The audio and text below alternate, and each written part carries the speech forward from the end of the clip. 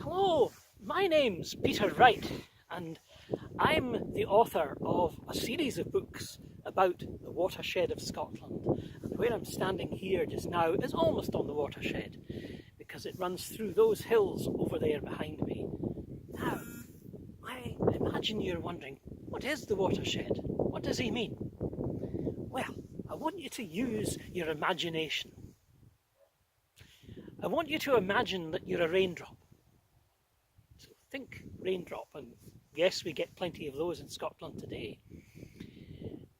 So, you're going to land on Scotland, dear raindrop. Now, your destiny, when you do land, is that you'll start another journey by bog, burn and river, and you'll end up in either the North Sea or the Atlantic Ocean. It's one or the other. And which it is to be will be determined by which side of this divide, the watershed, that you land on. It's a line created entirely by nature. Yes, we've mucked around with it a bit, but created entirely by nature. And it runs all the way from the English border, away down there, all the way to the far northeast at Duncansby Head, up in that direction. And in 2005, I decided to walk the whole thing. It took 64 days of walking and a lot of wild camping. So I had to be very self-reliant, very well organised, knew where I was going, because most of the route is in fact off track. No paths or tracks whatsoever. And it goes up and down over so many mountains.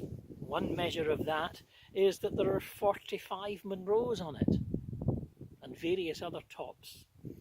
So there's a lot of elevation.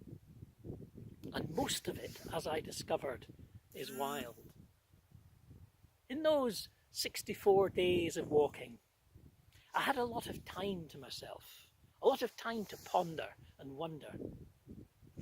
What does it all add up to? Is there any one phrase or word that somehow summarises what I am experiencing as I engage with nature all the way along the way? And the phrase that kept coming to mind was ribbon of wildness. I like the sound of that, because what I experienced continuously, or almost continuously throughout all of it, was wildness. There are only about 25 houses directly on the watershed and only one settlement. So it's a big emptiness. There's something very special.